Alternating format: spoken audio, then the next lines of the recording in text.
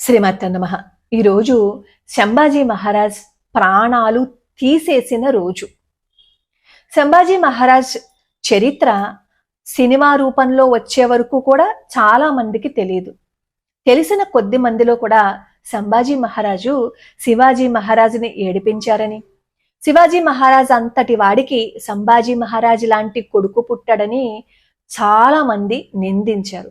ఎందుకంటే అలాంటి ఒక అబద్ధపు చరిత్ర మన చేత చదివించారు కాబట్టి సంభాజీ మహారాజ్ ఎంతటి వీరుడు అనేది సినిమా వచ్చే వరకు మన ఎవరికి కళ్ళకు కట్టినట్లు తెలియదు.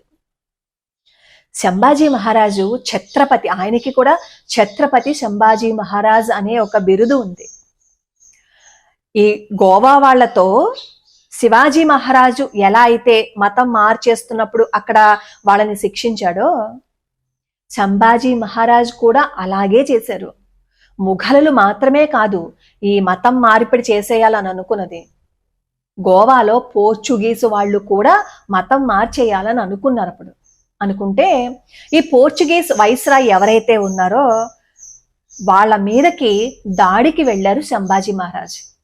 సంభాజీ మహారాజ్ ధాటిని తట్టుకోలేక ఈ పోర్చుగీస్ వైస్రాయి జేవియర్ సమాధి దగ్గరికి వెళ్ళి మొరబెట్టుకున్నాడనమాట, బాబోయ్ నన్ను కాపాడు అని. అలా సంభాజీ మహారాజు ఒక భయాన్ని సృష్టించారు. దేశం కోసం ఆయన ప్రతిదాన్ని వదులుకున్నారు, ఆయన ప్రాణంతో సహా. సంభాజీ మహారాజుని ఈ ఔరంగజేబు పట్టుకుంటాడు. మీకు తెలుసా, మన భారతదేశంలో ఏ వీరుడిని ఎవరినైనా సరే పట్టుకునే దమ్ము గాని, ధైర్యం గాని, తెలివితేటలు గాని పరాయి వాడికి లేవు.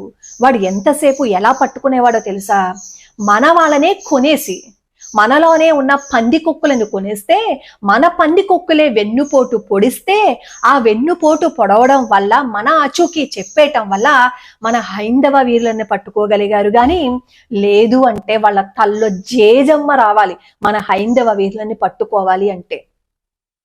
అలా సంభాజీ మహారాజుకి ఒక క్రూరుడు, ఒక పంది కుక్కు వెన్నుపోటు పొడవడం వల్ల సంభాజీ మహారాజ్ ఔరంగజేబుకి దొరికిపోతాడు. అసలు శివాజీ మహారాజు చనిపోయిన తర్వాత అనుకుంటాడు, ఈ రాజ్యం అంతా నాది అనుకుంటాడు ఔరంగజేబు. కానీ సంభాజీ మహారాజ్ నీ ఆటలు నేను సాగనివ్వను అని నిలబడతారు అక్కడ. సంభాజీ మహారాజుని పట్టుకుని వెళ్ళిపోయిన తర్వాత 40 రోజులు ఆయన గొలుసులతో కాళ్ళని చేతుల్ని కట్టేస్తారు. మీరు సినిమా చూస్తుంటారు కదా, ఆ సినిమాలో చూపించింది చాలా తక్కువ. అసలు కట్టేసి ప్రతిరోజు వచ్చి నువ్వు నీ కోటను నాకు స్వాధీనం చెయ్యాలి, నువ్వు నిధులన్నీ ఎక్కడ దాచావు, నువ్వు మతం మారాలి, ప్రతిరోజు అడిగేవారు అనమాట. అడిగితే సంభాజీ మహారాజు ఔరంగజేబు కళ్ళల్లో కళ్ళు పెట్టి చూసి సమాధానం చెప్పేవారు, నీ ఇష్టం వచ్చింది చేసుకో, నీ చేత నైంది చేసుకో, నేను మాత్రం మతం మారను అని చెప్పేవారు సమాధానం. ఉడికిపోయేవాడు అనమాట, ఒళ్ళు మండిపోయేదన్నమాట ఔరంగజేబుకి. ఎప్పుడూ తనే శాసించేవాడు, కానీ తన్ను శాసించే ఈ సంభాజీ మహారాజును చూసేసరికి ఒళ్ళు కుతకుతలాడిపోయిందనమాట. వచ్చి ఎలా హింస పెట్టాలి అనేది అర్థం కాక ప్రతిరోజు వచ్చి ఒకరోజేమో గోళ్లు తీసేసి ఆ గోళ్లు మీదేమో ఉప్పు కారం జల్లేవాడు, ఒకరోజు ఒక కన్ను తీసేసేవాడు, ఒకరోజు వీపు మీదేమో కోసేసి దాని మీద ఉప్పు కారం వేసేసేవాడు. అలా శరీరాన్ని అంతటిని గాయాలు పాలు చేసేసి తూట్లు పొడిచేసి శరీరంలో ఉన్న అంగాలన్నింటినీ ప్రతి దాన్ని రోజుకి కొంచెం కొంచెం కోసేసి చివరికి 40 రోజుల పాటు అత్యంత క్రూరంగా పాశవికంగా చిత్రహింసలు పెట్టి ముక్కలు ముక్కలు కోసి పడేశాడు. అంత బాధపడుతున్నా జై భవానీ అని మాత్రమే ఆయన నోట్లోంచి వచ్చింది తప్ప బాబోయ్ బాబోయ్ నేను మారిపోతాను అని అనలా. ఆ రోజు సంభాజీ మహారాజు జరిగిన దాన్ని మరిచిపోయి, జరిగిన దాన్ని గుర్తు పెట్టుకోకుండా ఎందుకొచ్చిన గోలలే, 4 రోజులు నోరు మూసుకుంటే సరిపోతుంది కదా అని ఊరుకుని ఉండుంటే ఈ రోజు మనం ఇలా బ్రతికి ఉండేవాళ్ళమా, ఈ రోజు మనం ఇలా ఉండగలిగే వాళ్ళమా? వాళ్ళు పెట్టిన భిక్ష కాదా అది? ఆ రోజు సంభాజీ మహారాజు 4 రోజులు నోరు మూసుకుని కూర్చుంటే సరిపోయిందని మర్చిపోయి ఉండి వాళ్ళకి తొల ఒగ్గేసి ఉండుంటే ఈ రోజు ఏం జరిగేది? ఈ రోజు మనం ఎలా ఉండేవాళ్ళము? గతాన్ని గుర్తు పెట్టుకోకపోతే భవిష్యత్తు అనేది మనకి ఉండదు. బీబీ నాచియార్ గురించి అడిగితే అంత బాధపడిపోతున్నారు కదా. అసలు చారిత్రక ఆధారమే లేని ఒక విషయానికి ఆధారాలు ఉన్నట్టు నిరూపిస్తూ వాళ్ళు చూపిస్తున్నారు కదా. మరి చారిత్రక ఆధారం ఉన్నదాన్ని లేనట్లంటే ఒళ్ళు మండిపోవాలి. ఆధారాలతో మాట్లాడండి. చరిత్ర ఏదో నిజం తెలుసుకోండి. అబద్ధపు చరిత్ర మన చేత చదివించేస్తే అదే నిజమైన చరిత్ర అని అదే మూర్ఖత్వంలో ఉంటే నిజమైన చరిత్ర ఎప్పటికీ బయటికి రాదు. మన చేత చిన్నప్పుడు ఈ అక్బర్ చరిత్ర చదివించలేదా, ఔరంగజేబు చరిత్ర చదివించలేదా, బాబర్ చరిత్ర చదివించలేదా? పైగా టోపీలు కుట్టుకుని బ్రతికాడు ఔరంగజేబు అని అన్నారు కదా.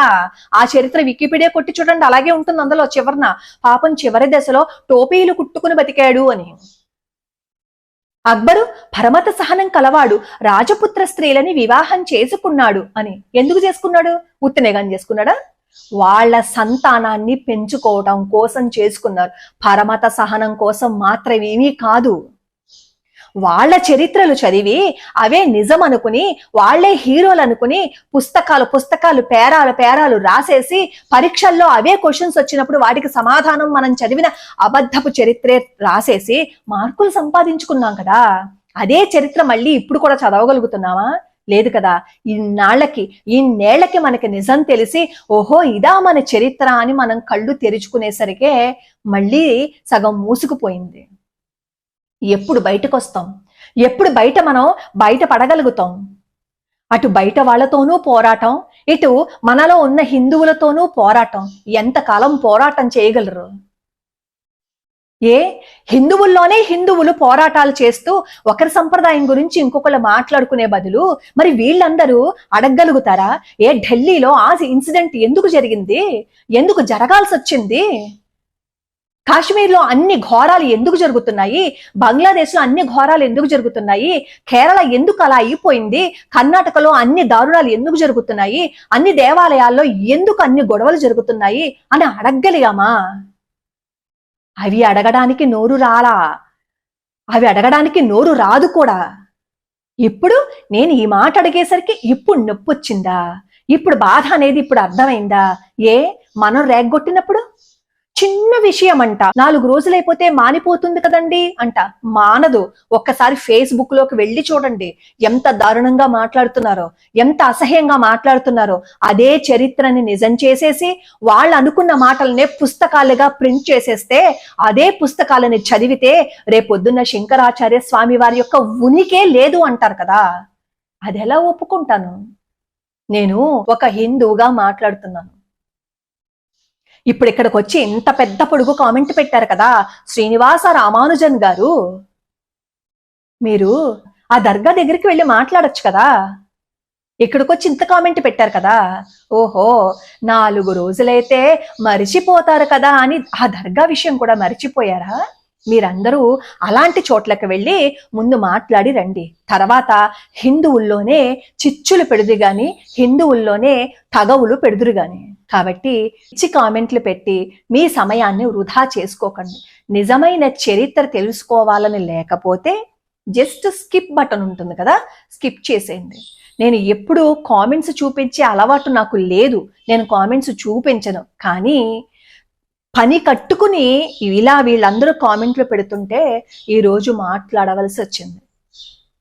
ఈరోజు సంభాజీ మహారాజ్ ప్రాణాలను తీసేసిన రోజు కదా, ఆయన చరిత్రను కూడా వక్రీకరించారు అని ఆ ఉద్దేశంతో కూడా ఈ వీడియో నేను చేస్తున్నాను. లోకా సమస్తా సుఖినో భవంతు, సర్వే జనా సుఖినో భవంతు.